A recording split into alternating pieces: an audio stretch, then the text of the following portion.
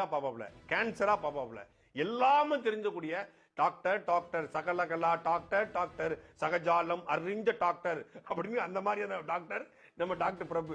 அவர் நினைச்சாலே எவ்வளவு சீரியஸா இருந்தாலும் சிரிப்பு வந்துடும். அந்த மாதிரி ஒரு சிரிப்பு டாக்டர் அவரு. டாக்டர் மாமா மாமா மஞ்சப்பொடி மாமா மாமா தமிழ்நாட்டின் மாமா மாமா மஞ்சப்பொடி மாமா மாமா.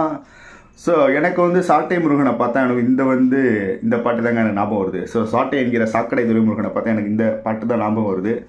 ஏன் அப்படின்னா, ஸோ அவனுக்கு வந்து அடைப்பேர், அதாவது என்ன சொல்லுவாங்க, அந்த பேரே வந்து பார்த்திங்க அப்படின்னா மஞ்சப்பொடி மாமா பைய அப்படின்னு தான் சொல்லி எல்லாருமே கூப்பிடுவாங்க, செல்லமாக கூப்பிடுவாங்க. எதனால் அப்படின்னு பார்த்தீங்கன்னா, அண்ணன் பண்ண வேலை, அதாவது இந்த சாக்கடை துரைமுருகன் இருக்கான் பார்த்தீங்களா, அவன் வந்து கிட்டத்தட்ட இந்த அரசியல் வரலாற்றில் என்ன ஒரு சாதிச்சிருக்கான் அப்படின்னு பார்த்தீங்க அப்படின்னா, மாமா வேலை பார்த்து சாதிச்சிருக்கான்.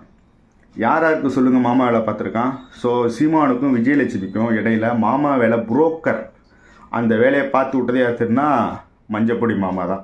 ஸோ இது ஏதோ நான் வந்து இட்டு கட்டிலாம் பேசல, இதெல்லாம் வந்து அந்த பிரச்சனை போய்கிட்டு இருந்தப்ப சாட்டை துரைமுருகன் மேலே வந்த வீடியோக்கள், அந்த வீடியோக்கள் அடிப்படையில் நான் வந்து சொல்கிறேன், புரியுதுங்களா?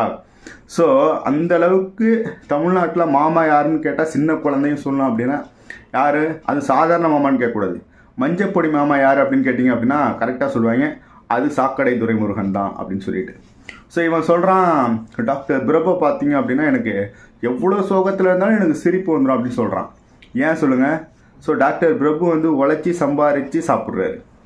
இவங்கள மாரி ஓசியில் திங்கலல்ல. ஸோ அதனால் அந்த ஓசி சோறு திங்கிற சீமனெல்லாம் பார்த்தா இவனுக்கு வந்து பார்த்திங்க அப்படின்னா கெத்தாக இருக்கும்.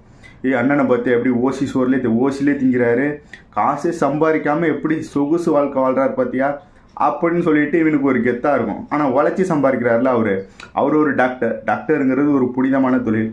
ஸோ இவனை போல் மாமா வேலை பார்க்குறது தான் ஒரு கேவலமான தொழில்.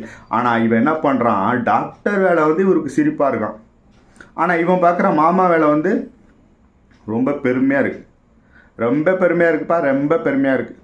என்ன மஞ்சப்பொடி மாமா, டேய் வாய் விபச்சாரி, வாய் விபச்சாரம் விட்டு நீ வந்து டெய்லியும் பேசி சம்பாரித்து அதில் சொகுசு வாழ்க்கை வாழ்கிற, நீ போய் ஒரு டாக்டரை பார்த்து அவரை பார்த்தா சிரிப்பு வருது அப்படின்னு சொல்லிட்டு நக்கல் பண்ணலாமா? ஒரு டாக்டர் தொழிலை இழிவுபடுத்தலாமா?